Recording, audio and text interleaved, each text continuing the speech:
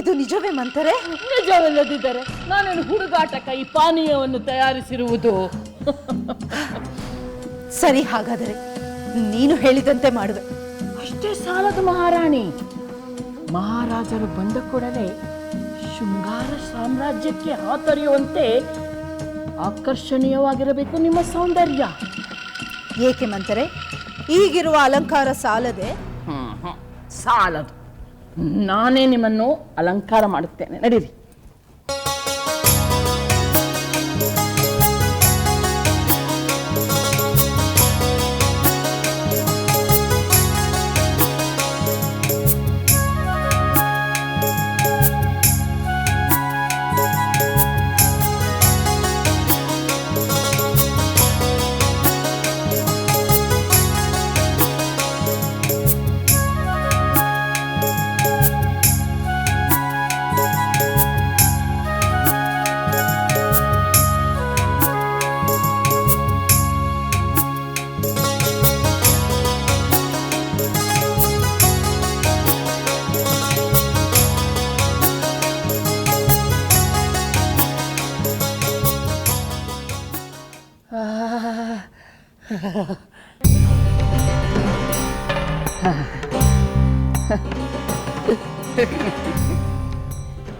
ಈಗ ನೋಡಿ, ನಿಮ್ಮ ಸೌಂದರ್ಯವನ್ನು ನೋಡಿದ ತಕ್ಷಣ ಮಹಾರಾಜರಲ್ಲಿ ಮನ್ಮಥ ತನ್ನ ಕಿಚ್ಚನ್ನು ಹಚ್ಚುತ್ತಾನೆ.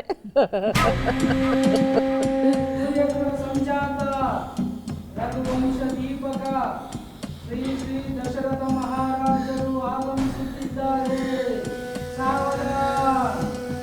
ಮಹಾರಾಣಿ, ಮಹಾರಾಜರು ಆಗಮಿಸುತ್ತಿದ್ದಾರೆ. ನಾನಿನ್ನು ಹೊರಡುತ್ತೇನೆ. ನಾನು ಕೇಳಿದ್ದನ್ನು ನೆನಪಿನಲ್ಲಿಡಿ, ಅದರಂತೆ ಮಾಡಿ ಮಹಾರಾಣಿ. ಖಂಡಿತ ಮಂತರೆ, ನಾನು ಮರೆಯುವುದಿಲ್ಲ. ನಡೀರಿ ನಡೀರಿ. ಬನ್ನಿ.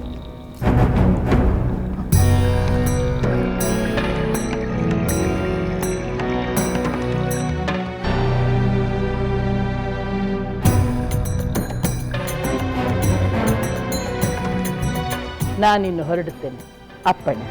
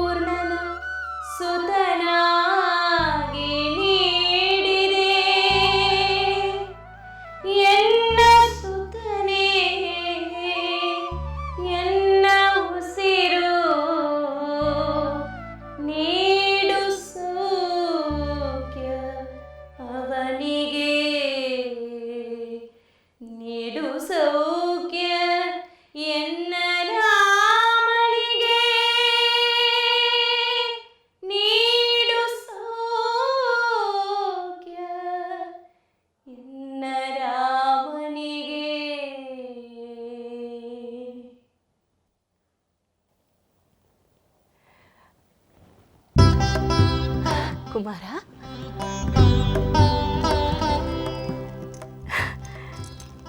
ಕೀರ್ತಿಶೀಲನಾಗು ಕುಮಾರ. ಮಾತೆ, ತಾವು ಕ್ಷೇಮವೇ?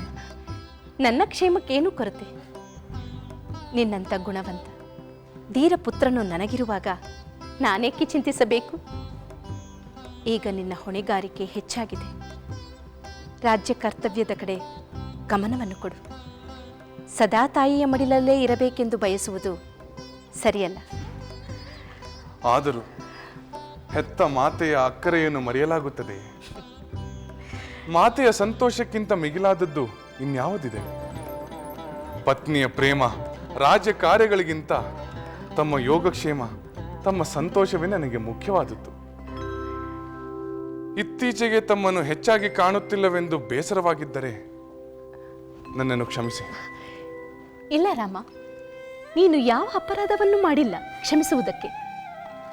ಆದರೂ ತಮ್ಮ ಯೋಗಕ್ಷೇಮದ ಕಡೆಗೆ ಹೆಚ್ಚು ಗಮನ ಕೊಡುತ್ತಿಲ್ಲವೆಂಬ ಅಳುಕು ನನ್ನನ್ನು ಬಾಧಿಸುತ್ತಿದೆ. ರಾಮ, ಅಂತ ಯಾವ ಅಳುಕು ನಿನ್ನ ಮನಸ್ಸಿನಲ್ಲಿ ಇಟ್ಟುಕೊಳ್ಳಬೇಡ. ನಿನ್ನ ಮಾತೃಭಕ್ತಿ, ಪಿತೃಭಕ್ತಿ, ಪ್ರಜಾವಾತ್ಸಲ್ಯದ ಬಗ್ಗೆ ಈ ನಾಡಿನ ಪ್ರತಿಯೊಬ್ಬ ಪ್ರಜೆಗೂ ಗೊತ್ತು. ಮಾತೆಯಾಗಿ ಅದಕ್ಕಾಗಿ ನಾನು ಹೆಮ್ಮೆ ಪಡುತ್ತೇನೆ. ತಮ್ಮ ಅಭಿಮಾನ, ಶುಭ ಹಾರೈಕೆಯೇ ನನಗೆ ಶಕ್ತಿ ಕೊಡುತ್ತದೆ. ನನ್ನ ಹಾರೈಕೆಯು ಸದಾ ನಿನ್ನ ಮೇಲಿರುತ್ತದೆ. ರಾಜ್ಯದ ಕಾರ್ಯಗಳಲ್ಲಿ ನಿನ್ನ ಗಮನವನ್ನು ಕೊಡು. ನನ್ನ ಚಿಂತೆ ನಿನಗೆ ಬೇಡ. ನನ್ನ ಪ್ರೀತಿಯ ಸೊಸೆ ಸೀತೆ ನನ್ನನ್ನು ಪ್ರೀತಿಯಿಂದ ನೋಡಿಕೊಳ್ಳುತ್ತಾಳೆ. ನನ್ನ ಎಲ್ಲ ಕೆಲಸಗಳಿಗೂ ಸಹಕಾರ ನೀಡುತ್ತಾಳೆ. ನನಗೆ ಬೇಸರವಾಗದಂತೆ ನೋಡಿಕೊಳ್ಳುತ್ತಾಳೆ. ಹಾಗಾದರೆ ತಮ್ಮ ಸೊಸೆಯಿಂದ ತಮಗೆ ಸಮಾಧಾನವಾಗಿದೆಯೇ? ಶಿವಧನುಸ್ಸನ್ನು ಜಯಿಸಿ ತಂದ ಸೊಸೆಯಲ್ಲವೇ? ಆದರೆ ಅವಳು ನನ್ನ ಪ್ರೀತಿಯಿಂದ ನನ್ನ ಮನಸ್ಸನ್ನೇ ಗೆದ್ದು ಬಿಟ್ಟಿದ್ದಾಳೆ.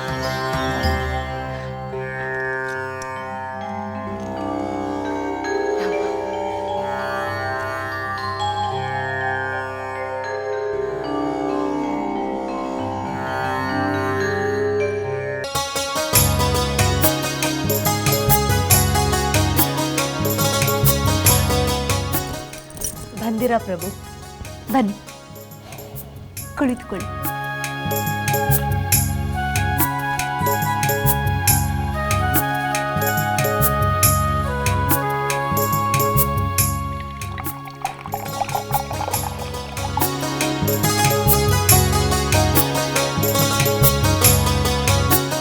ಸ್ವೀಕರಿಸಿ ಪ್ರಭು. ಏನಿದು? ವಿಶೇಷವಾದ ಪಾನೀಯ. ವಿಶೇಷವಾದ ಪಾನೀಯವೇ? ಹೌದು. ದೇಹದಲ್ಲಿ ನವಚೈತನ್ಯವನ್ನು ತುಂಬಿ ಉತ್ಸಾಹಿತರನ್ನಾಗಿ ಮಾಡುವ ಶಕ್ತಿ ಈ ಪಾನೀಯಕ್ಕಿದೆ. ನಿಮಗಾಗಿ ಇದನ್ನು ಮಾಡಿಸಿದೆ. ಈ ವೃದ್ಧನ ದೇಹದಲ್ಲಿ ತಾರುಣ್ಯದ ಉಲ್ಲಾಸವನ್ನು ಮೂಡಿಸಬೇಕೆಂಬುದು ನಿನ್ನ ಆಸೆ. ಹಾಗೆಯೇ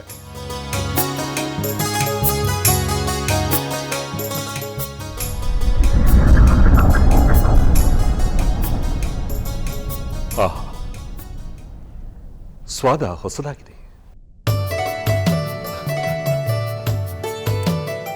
ನೀನೂ ಹೊಸದಾಗಿಯೇ ಕಾಣಿಸುತ್ತೇನೆ. ಪ್ರಭು, ನಾನು ಅದೇ ಹಳೆಯ ಕೈಕೇಯಿ. ಇಲ್ಲ ದೇವಿ, ಪ್ರತಿ ಬಾರಿಯೂ ನೀನು ಹೊಸದಾಗಿಯೇ ಕಾಣಿಸುತ್ತೇನೆ. ಒಣಕಾಷ್ಟವನ್ನು ಚಿಗುರಿಸಬಲ್ಲ ಸಂಜೀವಿನಿ ಈ ನಿನ್ನ ಸೌಂದರ್ಯದಲ್ಲಿದೆ.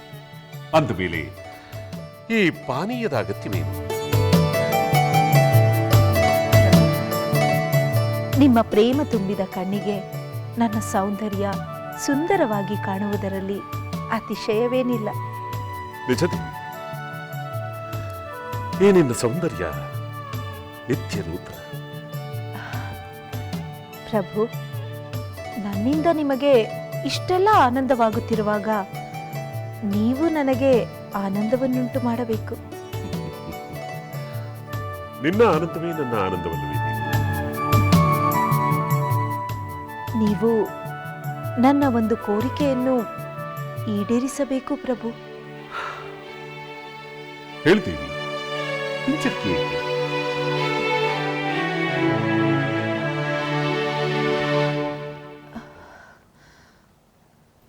ಅದೇನೆಂದರೆ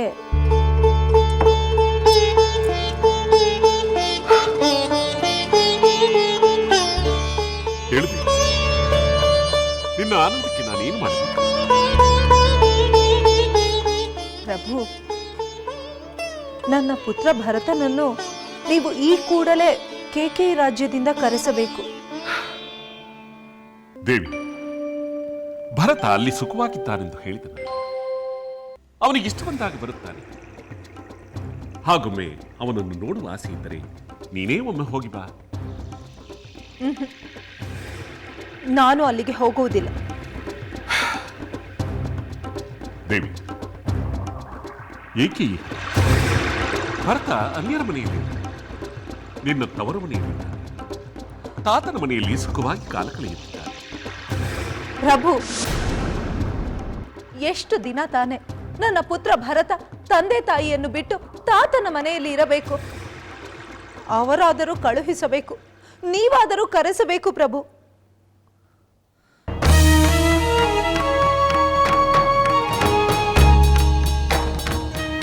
ದೇವಿ, ಭರತನನ್ನು ಕರೆಸಿ ಎಂದು ಮೇಲಿಂದ ಮೇಲೆ ಏಕೆ ಒತ್ತಾಯ ಮಾಡುತ್ತಿರುವೆ?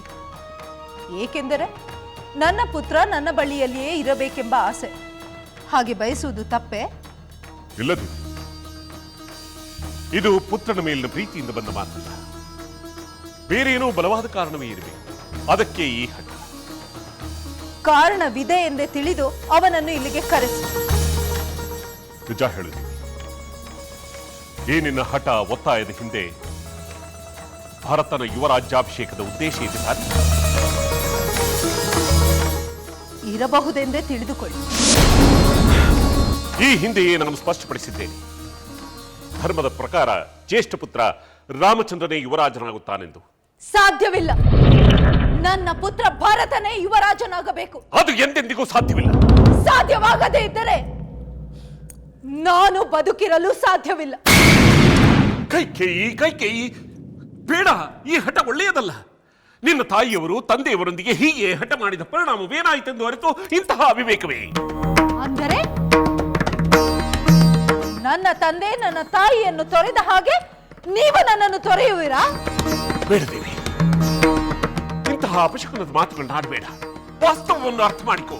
ನನಗೆ ತಿಳಿದಿರುವ ವಾಸ್ತವ ಒಂದೇ. ನನ್ನ ಪುತ್ರ ಭರತ ಯುವರಾಜನಾಗಬೇಕು. ಆಗಲೇ ಬೇಕು. ನಾನು ಒಪ್ಪದಿದ್ದರೆ ನಾನು ಬಿಡುವುದಿಲ್ಲ. ಸರಿ.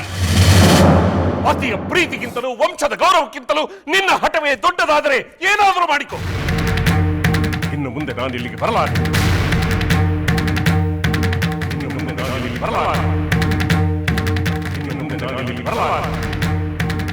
ಬರುವುದಿಲ್ಲವೇ? ನಾನು ನೋಡುತ್ತೇನೆ ಅದೆಷ್ಟು ದಿನ ನೀವು ನನ್ನಿಂದ ದೂರವಿರುತ್ತೇನೆ. ನೀವಿಲ್ಲಿಗೆ ಬಂದೇ ಬರುತ್ತೀರಾ?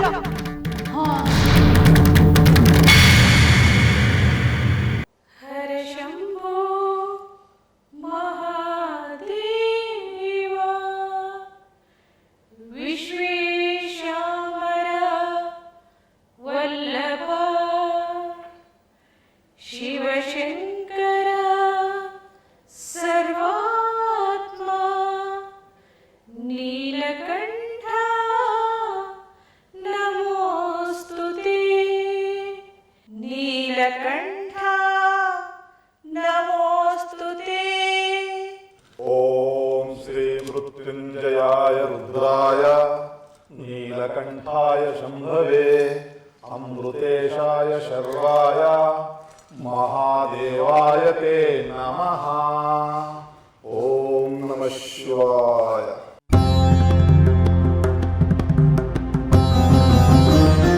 ಹರ ಹರ ಮಹಾದೇವ. ಮಾತೆ ನಮೋ ನಮಃ.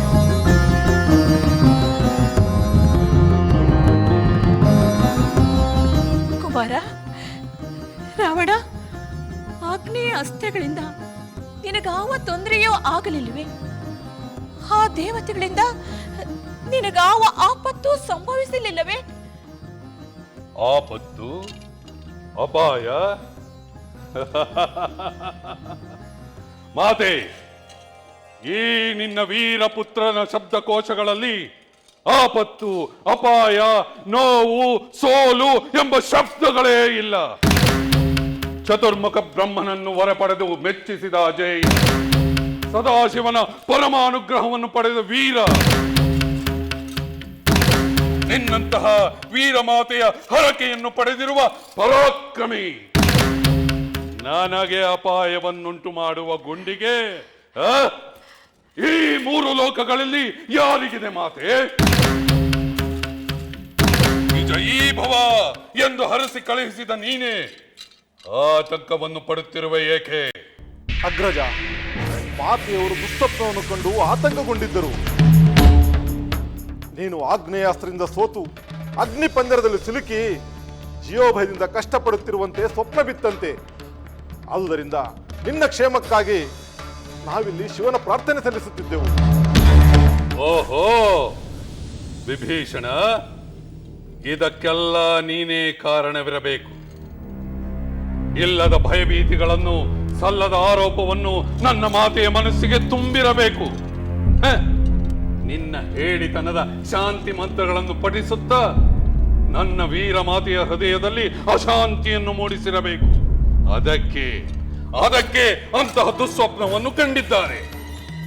ಇನ್ನಾದರೂ ಈ ಸಹೋದರನಿಗೆ ತಕ್ಕುದಲ್ಲದ ವರ್ತನೆಯನ್ನು ನಿಲ್ಲಿಸು. ಮಾತೆ, ನಿಮ್ಮ ಪುತ್ರನ ಬಗ್ಗೆ ವಿಶ್ವಾಸವಿಲ್ಲವೇ? ಅಜೇಯ ರಾವಣನ ಅಖಂಡ ಪರಾಕ್ರಮದ ಬಗ್ಗೆ ಭರವಸೆ ಇಲ್ಲವೇ? ಅಲ್ಲದೆ ವಿಭೀಷಣನ ಮಾತುಗಳನ್ನು ಕೇಳಿ ಯಾರಾದರೂ ಹೆದರುತ್ತಾರೇನು? ಲಂಕೇಶ್ವರನು ಒಮ್ಮೆ ಯುದ್ಧಕ್ಕೆ ಹೊರಟನೆಂದರೆ ವಿಜಯ ಮಾಲೆಯನ್ನು ಧರಿಸಿಯೇ ಬರುತ್ತಾನೆ. ಇದರಲ್ಲಿ ಯಾವ ಸಂದೇಹವೂ ಮಾತೆ, ವೃಥಾ ಕಳವಳ ಪಡಬೇಡಿ. ಸದ್ಯ ನೀನು ವಿಜಯಿಯಾಗಿ ಸುರಕ್ಷಿತವಾಗಿ ಬಂದಿಯಲ್ಲ, ಅಷ್ಟೇ ಸಾಕು.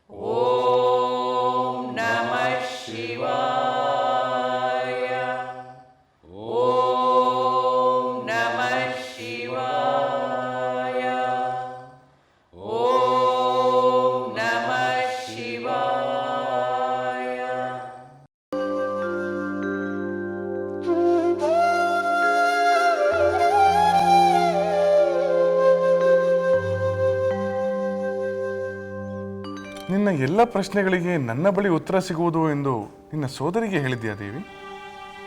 ಹೌದು ಸ್ವಾಮಿ, ಅದು ಸತ್ಯವಲ್ಲವೇ? ನನ್ನ ಪ್ರಶ್ನೆಗಳಿಗೆ ಉತ್ತರ, ನನ್ನ ಆಸೆಗಳಿಗೆ ಪುರಸ್ಕಾರ, ನನ್ನ ಸಂಶಯಗಳಿಗೆ ಪರಿಹಾರ ನಿಮ್ಮಿಂದಲೇ ತಾನೇ? ನಿನ್ನ ನಂಬಿಕೆ ದೊಡ್ಡದು ದೇವಿ. ಪತಿಯಿಂದ ಎಲ್ಲವನ್ನು ಪಡೆಯುವುದು ಹೇಗೆ ಸತಿಯ ಧರ್ಮವಾಗುತ್ತದೋ ಹಾಗೆ ಪತಿಯಾದವನು ತನ್ನ ಸತಿಯ ಎಲ್ಲ ಇಷ್ಟಗಳನ್ನು ಈಡೇರಿಸುವುದು ಅವನ ಧರ್ಮವಾಗುತ್ತದೆ. ಆದರೆ ಕೇಕೆಯ ದೇಶದಲ್ಲಿರುವ ನಿನ್ನ ಸೋದರಿಯರ ಬಗ್ಗೆ ನಾನು ಖಚಿತವಾಗಿ ಹೇಳಲಾರೆ. ಅವರು ಹಿಂದಿರುಗಿ ಬರುವುದು ಅವರ ಇಚ್ಛೆ ಮತ್ತು ಸಂದರ್ಭಗಳನ್ನು ಅವಲಂಬಿಸಿದೆ.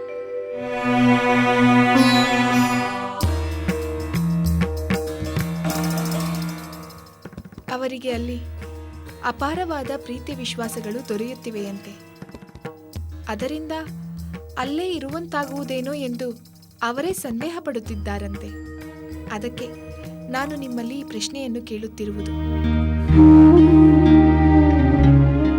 ಅವರು ಯಾವಾಗ ಬರುತ್ತಾರೋ, ಅವರು ಬಂದಾಗ ನಾವಿರುತ್ತೀವೋ ಇಲ್ಲವೋ ಎಂಬ ಪ್ರಶ್ನೆಗಳು ಜೊತೆಯಲ್ಲಿ ಹುಟ್ಟುತ್ತವೆ ದೇವಿ. ಜೀವನ ಅನಿಶ್ಚಿತತೆಗಳ ಸರಪಳಿ ದೇವಿ. ಅದನ್ನು ಅರ್ಥ ಮಾಡಿಕೊಂಡರೆ ಹಠಾತ್ತನೆ ಒದಗುವ ವಿಯೋಗವನ್ನು ಸಹಿಸಿ ಸಮಚಿತ್ತವನ್ನು ಕಾಯ್ದುಕೊಳ್ಳಬಹುದು.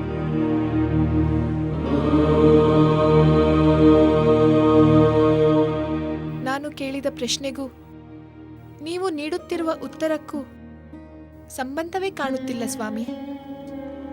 ಸಂಬಂಧವಿದೆ ದೇವಿ. ಎಲ್ಲರ ಬದುಕಿನಲ್ಲಿ ನಡೆಯುವ ಸಾಮಾನ್ಯ ಘಟನೆಗಳನ್ನು ದೃಷ್ಟಿಯಲ್ಲಿ ಇರಿಸಿಕೊಂಡು ಹೇಳುತ್ತಿದ್ದೇನೆ. ಮಿಥಿಲೆಯಲ್ಲಿ ನೀವು 4 ಸೋದರಿಯರು ಒಂದೇ ಗೂಡಿನ ಹಕ್ಕಿಗಳಂತೆ ಆನಂದವಾಗಿದ್ದೀರಿ. ಆಗ ನೀವೆಲ್ಲರೂ ಒಂದೇ ಮನೆಯ ಸೊಸೆಯರಾಗಿ ಬರುತ್ತೀರೆಂದು ಅಂದುಕೊಂಡಿದ್ದೀರಾ? ಖಂಡಿತ ಇಲ್ಲ. ಹಾಗಾದಾಗ ನಮ್ಮಂಥ ಭಾಗ್ಯಶಾಲಿಗಳು ಬೇರೆ ಯಾರೂ ಇಲ್ಲ ಎಂದು ಆನಂದದಿಂದ ಕುಣಿದಾಡಿದೆವು. ಅದಕ್ಕೆ ಕಾರಣ ನೀವೇ ಸ್ವಾಮಿ. ನೀವು ಶಿವಧನಸ್ಸನ್ನೆತ್ತಿ ನನ್ನ ವರಿಸಿದರಿಂದ ಅದು ಸಾಧ್ಯವಾಯಿತು. ದೇವಿ, ನಮ್ಮ ಬದುಕಿನಲ್ಲಿ ಸಂತೋಷದ ಕ್ಷಣಗಳು ಅನಿರೀಕ್ಷಿತ, ದುಃಖದ ಕ್ಷಣಗಳು ಅನಿರೀಕ್ಷಿತ, ಸಂತೋಷದ ಸಂಯೋಗಗಳು ಅನಿರೀಕ್ಷಿತ, ದುಃಖದ ವಿಯೋಗಗಳು ಅನಿರೀಕ್ಷಿತ. ಎಲ್ಲವನ್ನು ನಾವು ಇಷ್ಟವಿಲ್ಲದಿದ್ದರೂ ಸ್ವೀಕರಿಸಬೇಕಾಗುತ್ತದೆ. ನಿಮ್ಮ ಮಾತುಗಳನ್ನು ನಾನು ಮರೆಯುವುದಿಲ್ಲ ಸ್ವಾಮಿ. ಏನೇ ಬರಲಿ, ಸುಖವಿರಲಿ, ದುಃಖವಿರಲಿ, ಎಲ್ಲವನ್ನೂ ಎದುರಿಸಲು ನನ್ನ ಮನಸ್ಸನ್ನು ಸಿದ್ಧಗೊಳಿಸುತ್ತೇನೆ. ಆದರೆ ಅದಕ್ಕೆ ಶಕ್ತಿಯನ್ನು ನೀವೇ ನೀಡಬೇಕು.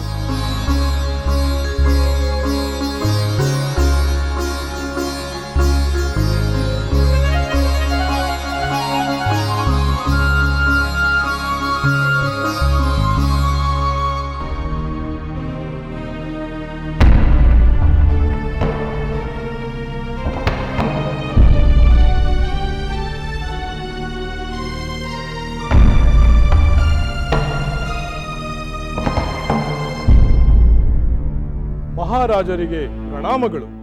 ಸುಮಂತ್ರ, ಬನ್ನಿ.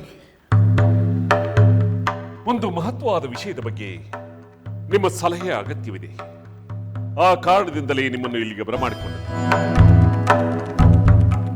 ರಾಮಚಂದ್ರನ ಯುವರಾಜ್ಯ ಪಟ್ಟಾಭಿಷೇಕದ ವಿಷಯ ತಾನೇ? ನೋಡಿದ್ರ, ನನ್ನ ಅಂತರಂಗವನ್ನು ನೀವು ಬಲ್ಲವರಾಗಿರುವಿರಿ. ನನ್ನ ಮನಸ್ಸಿನ ಇಂಗಿತವನ್ನು ಅರಿತು ಅದಕ್ಕೆ ಸೂಕ್ತವಾದ ಸಲಹೆಯನ್ನು ನೀಡುವಲ್ಲಿ ನೀವು ಪ್ರವೀಣರು. ಸುಮಂತ್ರ, ನನ್ನ ಪುತ್ರ ರಾಮಚಂದ್ರನ ಪಟ್ಟಾಭಿಷೇಕ ಸುಸೂತ್ರವಾಗಿ ನಡೆಯಲು ನಿಮ್ಮ ಸಲಹೆಯೂ ಬೇಕು, ಮಾರ್ಗದರ್ಶನವೂ ಬೇಕು. ಪ್ರಭು, ಚಿರಂಜೀವಿ ರಾಮಚಂದ್ರನ ಪಟ್ಟಾಭಿಷೇಕ ಮಹಾಕಾರ್ಯ. ಅದರಲ್ಲಿ ಭಾಗಿಯಾಗುವುದು ನನ್ನ ಭಾಗ್ಯ. ಅದು ನಿರ್ವಿಘ್ನವಾಗಿ ನೆರವೇರಲು ಎಲ್ಲ ಸಿದ್ಧತೆಗಳನ್ನು ನಾನು ಮಾಡುತ್ತೇನೆ. ನಿಮ್ಮ ದಕ್ಷತೆಯ ಬಗ್ಗೆ ನನಗೆ ಸಂದೇಹವಿಲ್ಲ ಸುಮಿತ್ರ. ಆದರೆ ಏಕೆ ಪ್ರಭು, ಆದರೆ ಎಂಬ ಈ ಅಪಸ್ವರ?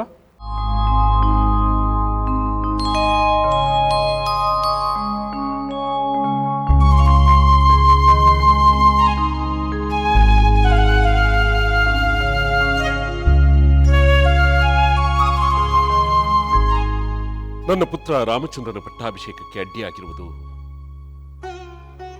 ನನ್ನ ಕಿರಿಯ ರಾಣಿ ಕೈಕೇಯಿ.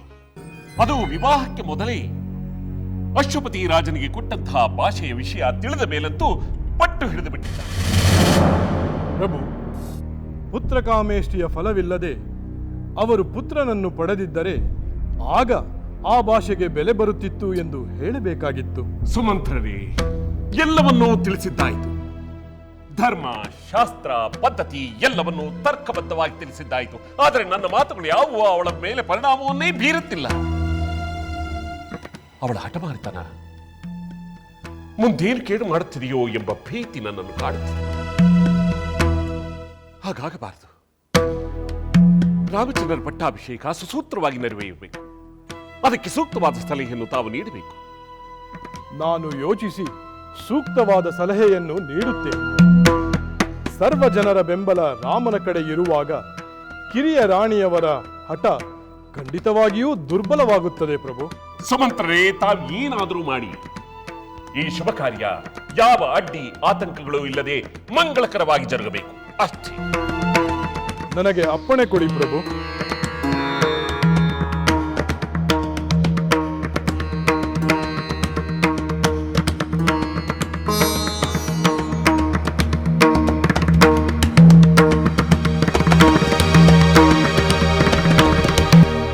ಲಕ್ಷ್ಮಣ, ನಮ್ಮ ಮಾತೆಯರ ಬಗ್ಗೆ ಮಾತನಾಡಬೇಕೆಂದೆನಿಸಿತು.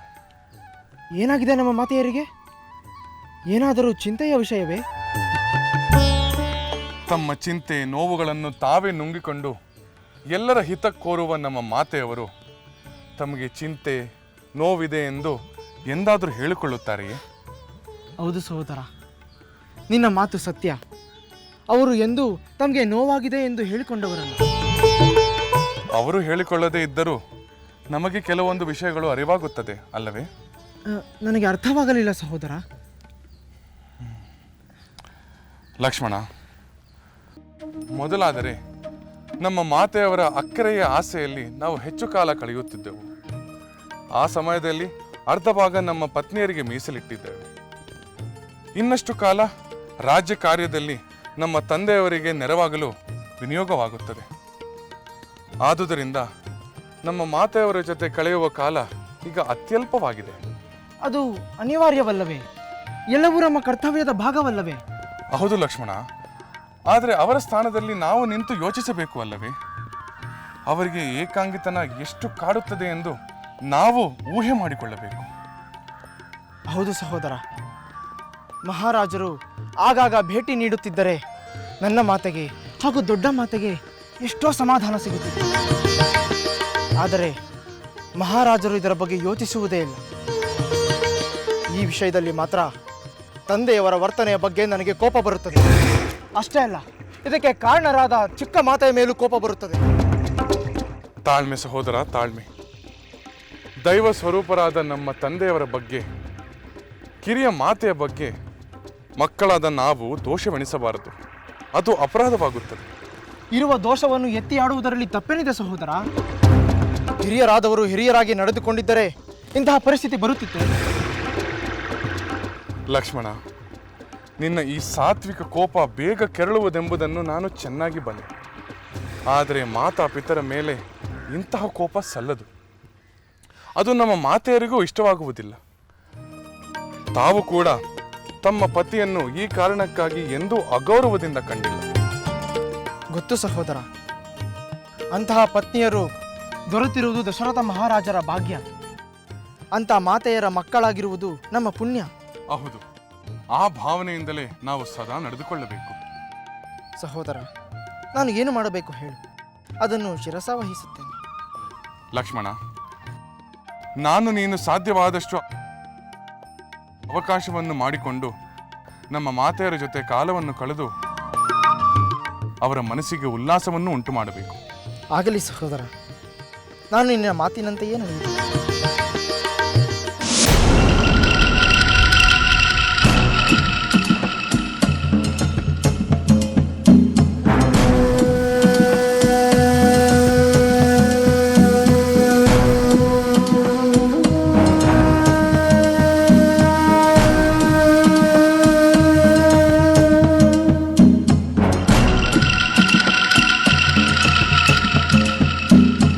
ಮಹಾರಾಣಿ, ಕೈಕೇಯಿ,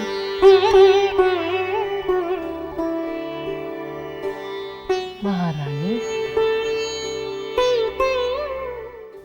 ಯಾಕೆ ಹೀಗೆ ಕುಳಿತಿರುವಿರಿ? ತಲೆ ಕೂದಲು ಕೆದರಿದೆ, ಅಲಂಕಾರವಿಲ್ಲ, ಆಭರಣವಿಲ್ಲ. ಛೆಛೆ, ನನ್ನ ಮುದ್ದಿನ ಕೈಕೇಯನ್ನು ಈ ರೀತಿ ನಾನು ನೋಡಲಾರೆ. ಇರಿ, ನಾನೇ ನಿಮಗೆ ಅಲಂಕಾರ ಮಾಡುತ್ತೇನೆ. ಬೇಡ ಮಂತರೆ, ಬೇಡ, ನನಗೇನೂ ಬೇಡ. ಅಲಂಕಾರ ಬೇಡ, ವಸ್ತ್ರಾಭರಣಗಳು ಬೇಡ. ನಾನಾರಿಗೂ ಬೇಡವಾದ ಮೇಲೆ ಇವುಗಳಿಂದ ನನಗೇನಾಗಬೇಕಾಗಿದೆ? ನಿಮಗೆ ಅಂಥ ಸ್ಥಿತಿ ಬರಲು ನಾನು ಬಿಡುತ್ತೇನೆಯೇ? ಏನಾಯಿತು ಹೇಳಿ? ಮಹಾರಾಜರು ಬಂದಿದ್ದರೆ? ಬಂದಿದ್ದರು. ಏನಂದರು? ಭರತನನ್ನು ಕೂಡಲೇ ಅಯೋಧ್ಯೆಗೆ ಕರೆಸಿ ಎಂದು ಹೇಳಿದೆ. ಅದಕ್ಕವರು ಅಂತಹ ಆತುರವೇನು ಎಂದು ಕೇಳಿದರು. ನಾನು ನನ್ನ ಪುತ್ರ ಭರತನನ್ನು ಕೂಡಲೇ ನೋಡಬೇಕು ಎಂದು ಹೇಳಿದೆ. ಸರಿಯಾಗಿ ಹೇಳಿದಿರಿ ಮಹಾರಾಣಿ. ಅದಕ್ಕೆ ಅವರೇನೆಂದರು? ಬೇಗ ಕರೆಸುತ್ತಾರಂತೆಯೇ?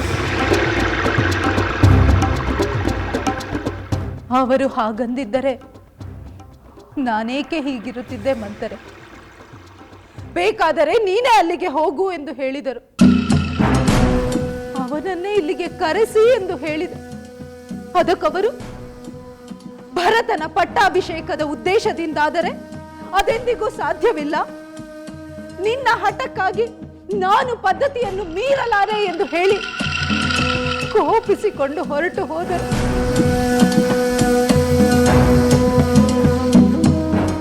ಇಷ್ಟೊಂದು ಮಾತುಕತೆ ನಡೆದು ಹೋಯಿತೆ. ಹೌದು ಮಂತರೆ,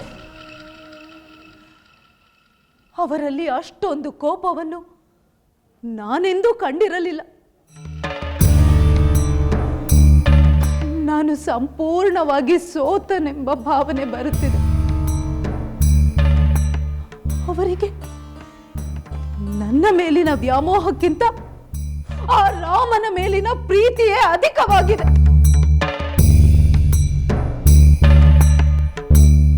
ಪತಿಯ ತಿರಸ್ಕಾರಕ್ಕೆ ಗುರಿಯಾದ ನನಗೆ ಅಲಂಕಾರ ಬೇಕೆ, ಭೋಗ ವೈಭೋಗಗಳೇಕೆ ಮಂತರೆ? ಪತಿಯ ತಿರಸ್ಕಾರಕ್ಕೆ ಗುರಿಯಾದ ನನಗೆ ಅಲಂಕಾರ ಬೇಕೆ, ಭೋಗ ವೈಭೋಗಗಳೇಕೆ ಮಂತರೆ? ಸಮಾಧಾನ ಮಾಡಿಕೊಳ್ಳಿ ಮಹಾರಾಣಿ. ಆವೇಶದ ಭರದಲ್ಲಿ ಆತುರದ ನಿರ್ಧಾರ ತೆಗೆದುಕೊಳ್ಳುವುದು ಸರಿಯಲ್ಲ. ಮಹಾರಾಜರಿಗೆ ರಾಮನ ಮೇಲೆ ಪ್ರೀತಿ ಇರುವುದು ನಿಜ. ಅವನಿಗೆ ಪಟ್ಟಾಭಿಷೇಕ ಮಾಡಬೇಕೆಂದಿರುವುದು ನಿಜ. ಆದರೆ ಮೋಹದ ಮಡದಿಯಿಂದ ದೂರವಾಗಿ ಅವರು ಇರಲಾರರು. ಮಂತರೆ, ನೀನು ಅವರ ಕೋಪವನ್ನು ಕಂಡಿದ್ದರೆ ಹೀಗೆ ಹೇಳುತ್ತಿರಲಿಲ್ಲ. ನಾನು ಒಪ್ಪದಿದ್ದರೆ ನಾನು ಬಿಡುವುದಿಲ್ಲ. ಸರಿ, ಪತಿಯ ಪ್ರೀತಿಗಿಂತಲೂ ವಂಶದ ಗೌರವಕ್ಕಿಂತಲೂ ನಿನ್ನ ಹಠವೇ ದೊಡ್ಡದಾದರೆ ಏನಾದರೂ ಮಾಡಿಕೊ. ಇನ್ನು ಮುಂದೆ ನಾನು ಇಲ್ಲಿಗೆ ಬರಲಾರೆ. ಸರಸ ವಿರಸಗಳು ದಂಪತಿಗಳ ನಡುವೆ ಸಹಜ ಮಹಾರಾಣಿ. ಕೋಪಿಸಿಕೊಂಡು ಹೋದ ಮಹಾರಾಜರು ಬಹುಕಾಲ ನಿಮ್ಮಿಂದ ದೂರ ಇರಲಾರರೆಂದು ನನಗೆ ಚೆನ್ನಾಗಿ ಗೊತ್ತು. ಅವರು ನಿಮ್ಮ ಬಳಿಗೆ ಬಂದೇ ಬರುತ್ತಾರೆ. ಮೊದಲು ನಾನು ಹಾಗೆ ಅಂದುಕೊಂಡಿದ್ದೆ. ಆದರೆ ಅವರು ಬರಲೇ ಇಲ್ಲ. ಕಾದು ಕಾದು ನನ್ನ ಕಣ್ಣು ಬೆಳ್ಳಗಾದವು.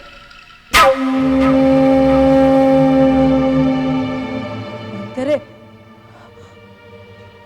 ಅವರು ಮತ್ತೆ ನನ್ನ ಬಳಿಗೆ ಬರುತ್ತಾರೋ ಇಲ್ಲವೋ ಎನ್ನುವ ಸಂದೇಹವಾಗುತ್ತಿದೆ. ಸಂದೇಹದ ಸುಳಿಯಲ್ಲಿ ಸಿಕ್ಕಿಕೊಂಡರೆ ಹೊರಬರುವುದು ಕಷ್ಟ ಮಹಾರಾಣಿ. ಅದನ್ನು ಮನಸ್ಸಿನಿಂದ ತೆಗೆದುಹಾಕಿಬಿಡಿ. ನಿಜವಾದ ಕಾರಣ ಏನೆಂದು ನಾನು ತಿಳಿದುಕೊಳ್ಳುತ್ತೇನೆ. ಮಹಾರಾಜರು ತಮ್ಮ ಬಳಿಗೆ ಬರುವಂತೆ ನಾನು ಮಾಡುತ್ತೇನೆ. ನನ್ನನ್ನು ನಂಬಿ ಮಹಾರಾಣಿ. ಮಂತರೆ, ನಿನ್ನಿಂದ ಆ ಕಾರ್ಯ ಸಾಧ್ಯವೇ? ಈ ಮಂಥರೆ ಎಂದಾದರೂ ಹಿಡಿದ ಕಾರ್ಯವನ್ನು ಕೊನೆಗಾಣಿಸದೆ ಬಿಟ್ಟಿದ್ದಾಳೆಯೇ?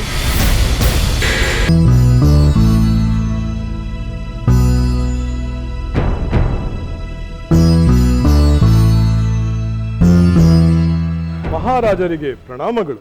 ಸುಮಂತ್ರರೇ, ಬನ್ನಿ ಬನ್ನಿ. ತಮ್ಮ ನಿರೀಕ್ಷೆಯಲ್ಲಿಯೇ ಇದ್ದೆ ನಾನು. ಯಾವುದಾದರೂ ಅವಸರದ ರಾಜಕಾರ್ಯವಿತ್ತೆ? ಇಲ್ಲ, ನನಗೊಂದು ಆಲೋಚನೆ ಹೊಳೆಯಿತು.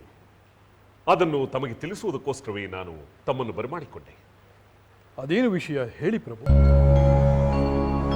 ರಾಮಚಂದ್ರನ ಪಟ್ಟಾಭಿಷೇಕಕ್ಕೆ ಕೈಕೇಯಿಯಿಂದ ಅಡ್ಡಿ ಬರಬಹುದೆಂದು ನಾವು ಮಾತನಾಡಿಕೊಂಡೆವಲ್ಲವೇ? ನೆನಪಿದೆ ಪ್ರಭು. ಇಡೀ ಪ್ರಜಾಸಮೂಹದ ಬೆಂಬಲವಿರುವಾಗ ಅವರ ಹಠ ದುರ್ಬಲವಾಗುತ್ತದೆ ಎಂದು ನಾನೇ ಹೇಳಿದ್ದೆ. ಆ ಸಂಬಂಧವಾಗಿಯೇ ನನಗೊಂದು ಆಲೋಚನೆ ಹೊಳೆದಿದೆ. ಏನದು ಆಲೋಚನೆ ಹೇಳಿ ಪ್ರಭು. ಪೂಜ್ಯರಾದ ಋಷಿಮುನಿಗಳನ್ನು, ಸಾಮಂತರಾಜರನ್ನು, ಅಧಿಕಾರಿ ವರ್ಗದವರನ್ನು, ಗಣ್ಯ ಪ್ರಜೆಗಳೆಲ್ಲರನ್ನೂ ಆಸ್ಥಾನಕ್ಕೆ ಕರೆಸಿ ರಾಮಚಂದ್ರನ ಪಟ್ಟಾಭಿಷೇಕದ ವಿಷಯವಾಗಿ ಅವರೆಲ್ಲರ ಅಭಿಪ್ರಾಯವನ್ನು ಪಡೆಯುವುದು ಎಂಬ ಆಲೋಚನೆ. ಅದಕ್ಕೆ ಅಡ್ಡಿ ಏನು? ಎಲ್ಲರೂ ಹೃದಯಪೂರ್ವಕವಾಗಿ ಸಮ್ಮತಿ ಸೂಚಿಸಿಯೇ ಸೂಚಿಸುತ್ತಾರೆ. ಆಗ ಕೈಕೇಯಿ ಎಲ್ಲರ ಅಭಿಪ್ರಾಯವನ್ನು ತಿಳಿದು ತನ್ನ ಹಠಮಾರಿತನದಿಂದ ಹಿಂದೆ ಸರಿಯಬಹುದಲ್ಲವೇ? ಖಂಡಿತ ಪ್ರಭು. ಈಗಾಗಲೇ ಎಲ್ಲರ ಅಭಿಪ್ರಾಯ ತಿಳಿದಿದ್ದರೂ ಅಧಿಕೃತವಾದ ಸಭೆ ನಡೆಸಿದರೆ, ಅದು ರಾಣಿಯವರ ಗಮನಕ್ಕೆ ಬಂದರೆ ಆಗ ಅವರು ಅದನ್ನು ವಿರೋಧಿಸುವ ಧೈರ್ಯ ಮಾಡುವುದಿಲ್ಲ. ನಮ್ಮಿರುವರ ಅಭಿಪ್ರಾಯವು ಒಂದೇ. ಆದರೆ ಇದನ್ನು ಆದಷ್ಟು ಶೀಘ್ರವಾಗಿ ಕಾರ್ಯರೂಪಕ್ಕೆ ತರಬೇಕು. ನಾನು ಈ ಕೂಡಲೇ ಎಲ್ಲರಿಗೂ ಸಂದೇಶವನ್ನು ಕಳುಹಿಸುತ್ತೇನೆ ಪ್ರಭು. ಇದರಿಂದ ಒಂದೇ ಬಾಣದಿಂದ 2 ಹಕ್ಕಿಗಳನ್ನು ಹೊಡೆದಂತಾಗುತ್ತದೆ. ಅದು ಹೇಗೆ? ಸಾಮಂತರು ಗಣ್ಯರು ಎಲ್ಲರೂ ತಮ್ಮ ಅಭಿಪ್ರಾಯಕ್ಕೂ ಮಾನ್ಯತೆ ಕೊಟ್ಟರೆಂದು ಸಂತೋಷ ಪಡುತ್ತಾರೆ.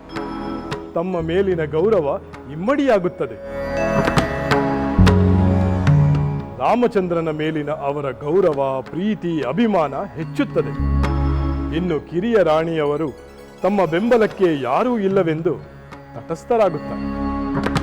ಸುಮಂತ್ರ, ನನ್ನ ಎದಿ ಮೇಲಿನ ಭಾರ ಇಳಿದಷ್ಟು ನಿರಾಳವಾಗಿದೆ. ಕಾಲಾವಕಾಶ ಬಹಳ ಕಡಿಮೆ ಇದೆ. ಎಲ್ಲರೂ ಸಭೆ ಸೇರುವಂತೆ ಆದೇಶವನ್ನು ಕಳುಹಿಸಿಬಿಡಿ. ಆಗಲಿ ಪ್ರಭು, ನಾನು ಈ ಕ್ಷಣದಿಂದಲೇ ಕಾರ್ಯೋನ್ಮುಖನಾಗುತ್ತೇನೆ. ನನಗೆ ಅಪ್ಪಣೆ ಕೊಡಿ. ಮಂಗಳವಾರ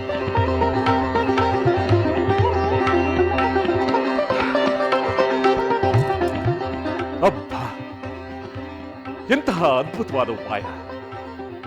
ರಾಮಚಂದ್ರನ ಪಟ್ಟಾಭಿಷೇಕವೊಂದು ನಿರಾತಂಕವಾಗಿ ನಡೆದು ಬಿಟ್ಟರೆ ನನ್ನ ಸಂತೋಷಕ್ಕೆ ಪಾರವೇ ಇಲ್ಲ.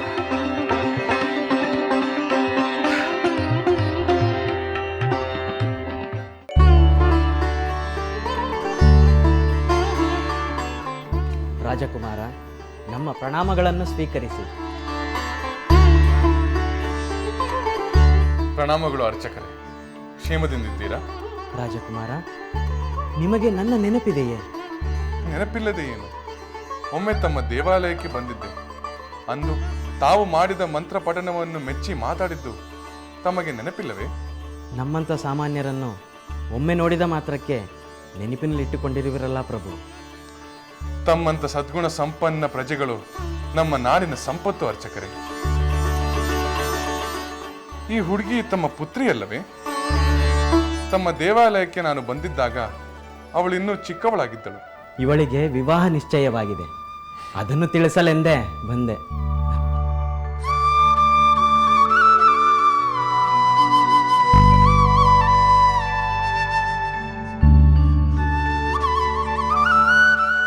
ದೀರ್ಘ ಸುಮಂಗಳಿಯಾಗಿ ಬಾಳು.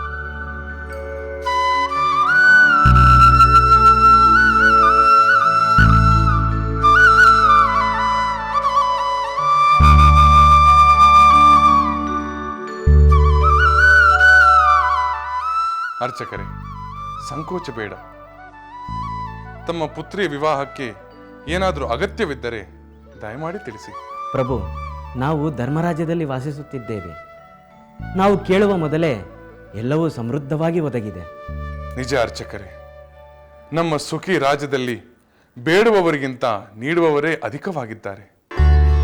ಧರ್ಮವನ್ನು ಮೀರದೆ ಗಳಿಸುತ್ತಾರೆ. ದುರಾಸೆ ಇಲ್ಲದೆ ವೆಚ್ಚ ಮಾಡುತ್ತಾರೆ. ಇದ್ದವರು ಇಲ್ಲದಿದ್ದವರಿಗೆ ಉದಾರವಾಗಿ ನೀಡುತ್ತಾರೆ. ನನಗೆ ಹೆಮ್ಮೆ ಎನಿಸುತ್ತಿದೆ ಅರ್ಚಕರೇ.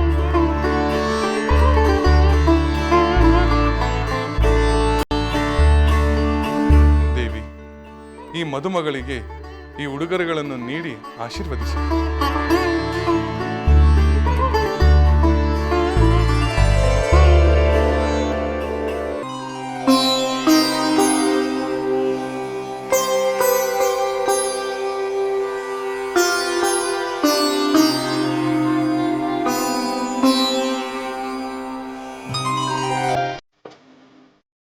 ನಮ್ಮ ಅನುಗ್ರಹಕ್ಕೆ ವಂದನೆಗಳು ಪ್ರಭು.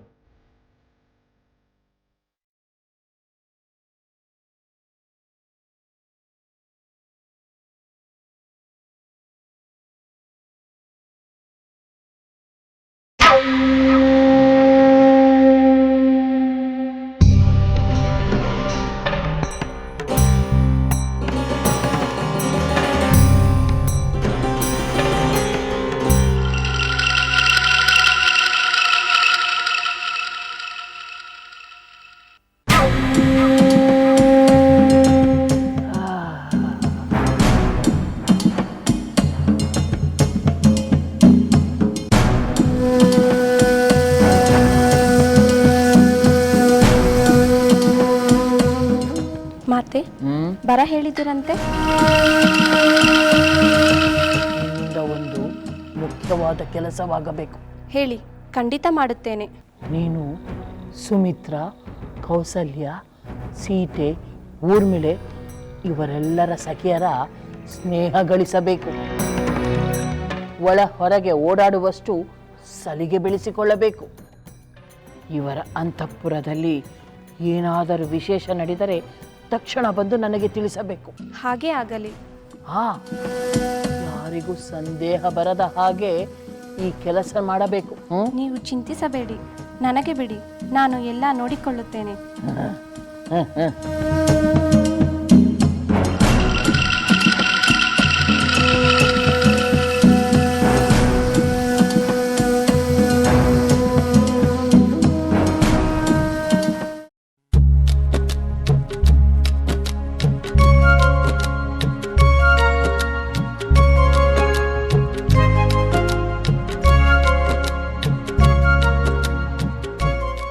ಮಾತೆ,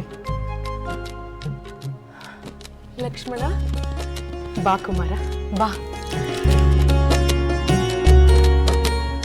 ಹೋಗು, ನನ್ನ ಕುಮಾರನಿಗೆ ಕುಡಿಯಲು ಬಿಸಿಯಾದ ಹಾಲು ತಾ. ಬೇಡ ಮಾತೆ. ಮಗು, ನೀನು ಬರುವುದೇ ಕಡಿಮೆ. ಬಂದಾಗ ನಿನಗೊಂದಿಷ್ಟು ಹಾಲು ಕುಡಿಸದೆ ಹೋದರೆ ಈ ಮಾತೃ ಹೃದಯಕ್ಕೆ ಸಮಾಧಾನವಿಲ್ಲ. ಮಾತೆ, ಈ ಕೆಲಸವನ್ನು ನೀನು ಏಕೆ ಮಾಡಬೇಕು? ದಾಸಿಯರಿಲ್ಲವೇ? ನನಗೂ ಹೊತ್ತು ಹೋಗಬೇಕಲ್ಲ ಕುಮಾರ. ಕಾಲ ಕಳೆಯುವುದು ಅಷ್ಟೊಂದು ಕಷ್ಟವೇ? ಕಷ್ಟವೇನಿಲ್ಲ. ಈಗ ನೀನು ಬಂದಿದ್ದೀಯಲ್ಲ, ನನ್ನ ಬೇಸರವೆಲ್ಲ ಕಳೆದು ಹೋಯಿತು.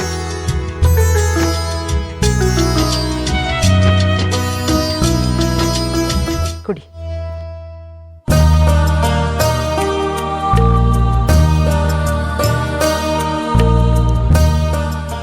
ಹಾಲು ಚೆನ್ನಾಗಿತ್ತೆ?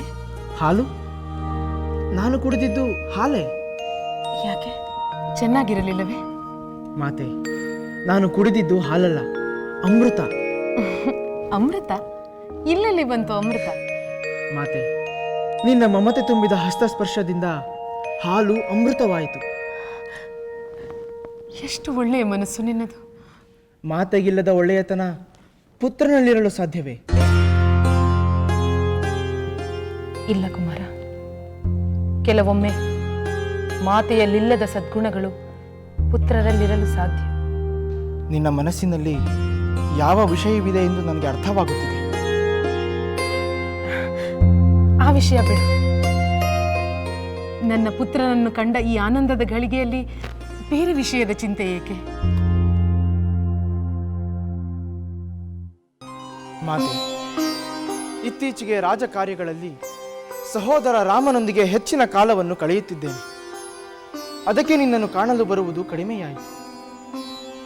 ಗೊತ್ತು ಕುಮಾರ, ಕರ್ತವ್ಯವನ್ನು ಕಡೆಗಣಿಸಿ ತಾಯಿಯ ಸೆರಗಿನ ನೆರಳಿನಲ್ಲಿಯೇ ಇರು ಎಂದು ಹೇಳುವುದುಂಟೆ. ಗುಣವಂತನಾದ ರಾಮನೊಡನೆ ಸೇರಿ ನನ್ನ ಪುತ್ರ ಲಕ್ಷ್ಮಣನು ಜನರ ಪ್ರೀತಿಯನ್ನು ಗಳಿಸುತ್ತಿದ್ದಾನೆ ಎನ್ನುವುದೇ ಸಂತೋಷದ ವಿಷಯ. ಅಷ್ಟು ಸಾಕು ನನಗೆ. ಆದರೆ ನಿನ್ನ ಒಂಟಿತನದ ಬೇಸರವನ್ನು ಕಳೆಯಲು ನನ್ನಿಂದ ಏನೂ ಮಾಡಲಾಗುತ್ತಿಲ್ಲ. ನಿನ್ನ ಸೊಸೆ ಊರ್ಮಿಳೆಯಾದರೂ ನಾನಿಲ್ಲದ ಕೊರತೆಯನ್ನು ನಿವಾರಣೆ ಮಾಡಬೇಕಲ್ಲವೇ? ಅವಳಿಗೆ ಹೇಳುತ್ತೇನೆ. ಏನೆಂದು ಹೇಳುತ್ತೀಯಾ? ನಿಜ ಹೇಳಬೇಕೆಂದರೆ ನಿನಗಿಂತ ಹೆಚ್ಚು ಅವಳೇ ನನ್ನ ಮೇಲೆ ಅಕ್ಕರೆಯನ್ನು ತೋರಿಸುತ್ತಾಳೆ. ಹೌದೇನು? ಹೌದು ಕುಮಾರ. ಊರ್ಮಿಳೆ ನನ್ನನ್ನು ಹೆತ್ತ ತಾಯಿಗಿಂತ ಹೆಚ್ಚಾಗಿ ಪ್ರೀತಿಸುತ್ತಾಳೆ. ಬೇಸರ ಕಳೆಯಲು ನನ್ನೊಂದಿಗೆ ಕಾಲ ಕಳೆಯುತ್ತಾಳೆ. ಅವಳು ನಿನ್ನನ್ನು ಗಮನಿಸುತ್ತಿಲ್ಲವೆಂದು ನಾನು ತಪ್ಪು ತಿಳಿದುಕೊಂಡಿದ್ದೆ. ಹುಚ್ಚ. ಊರ್ಮಿಳೆ ನನಗೆ ಸೊಸೆ ಮಾತ್ರವಲ್ಲ, ನನ್ನ ಸ್ವಂತ ಮಗಳಿಗಿಂತ ಹೆಚ್ಚು. ಅಂತಹ ಸೊಸೆ ದೊರಕಿದುದು ನನ್ನ ಪುಣ್ಯ.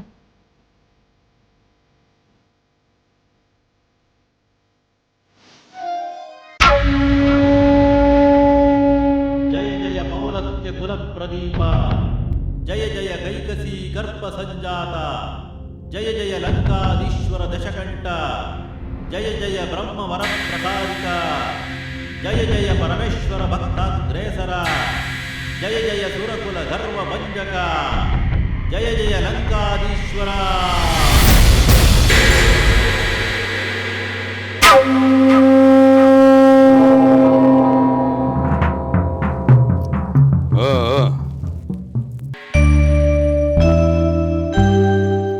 ಅಮಾತ್ಯರೇ, ಇಂದಿನ ಸಭೆಯ ಕಾರ್ಯಸೂಚಿ ಏನು? ಮಹಾಪ್ರಭು, ದಕ್ಷಿಣ ದಿಕ್ಪಾಲಕರು, ಕೈಲಾಸಗಿರಿ ನಿವಾಸಿಗಳು ತಮ್ಮ ಹಿರಿಯ ಸೋದರೂ ಆದ ಕುಬೇರ ಪ್ರಭುಗಳು ತಮ್ಮ ದೂತನೊಡನೆ ಸಂದೇಶವನ್ನು ಕಳಿಸಿದ್ದಾರೆ. ಸಂದೇಶ? ಆ ಕುಬೇರನಿಂದ ನನಗೆ ಸಂದೇಶ?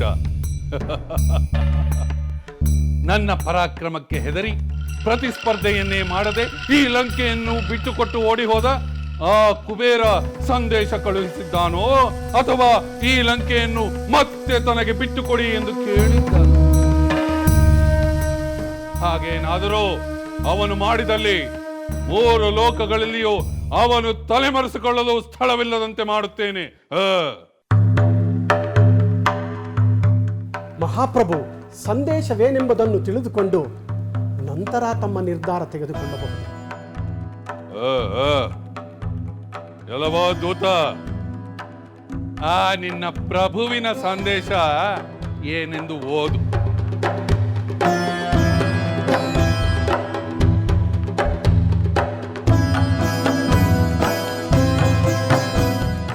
ಲಂಕಾಧಿಪತಿ ಸೋದರ ರಾವಣೇಶ್ವರನಿಗೆ ಕುಬೇರನ ಶುಭಾಕಾಂಕ್ಷೆಗಳು. ನೀನು ಸೋದರ ವಿಭೂಷಣ, ಸೋದರ ಕುಂಭಕರ್ಣ, ಮಾತೆ ಕೈಕಸಿ ಕ್ಷೇಮವೆಂದು ಭಾವಿಸುತ್ತೇನೆ. ನಮ್ಮ ಕ್ಷೇಮಕ್ಕೇನೂ ಕೊರತೆ ಇಲ್ಲ.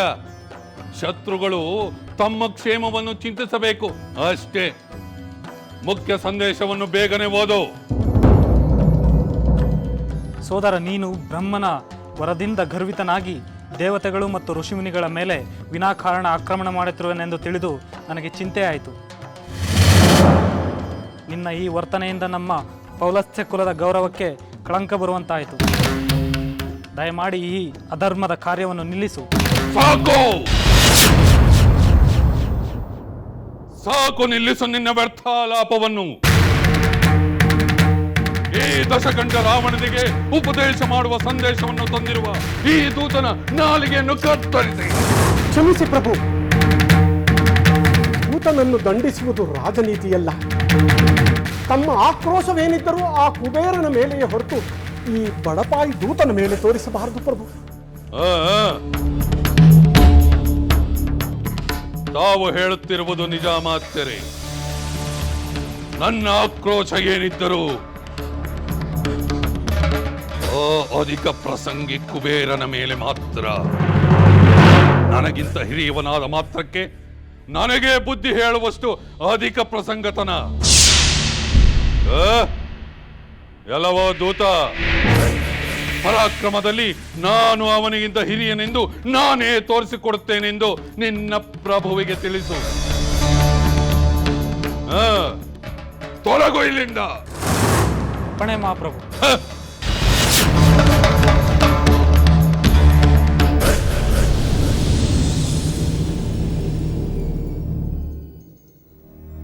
ಕುಬೇರ, ಮಲಗಿದ್ದ ಸಿಂಹವನ್ನು ಬಡಿದೆಬ್ಬಿಸಿರುವೆ. ಇದಕ್ಕೆ ನಿನಗೆ ತಕ್ಕ ಪಾಠ ಕಲಿಸುತ್ತೇನೆ, ತಕ್ಕ ಪಾಠ ಕಲಿಸುತ್ತೇನೆ.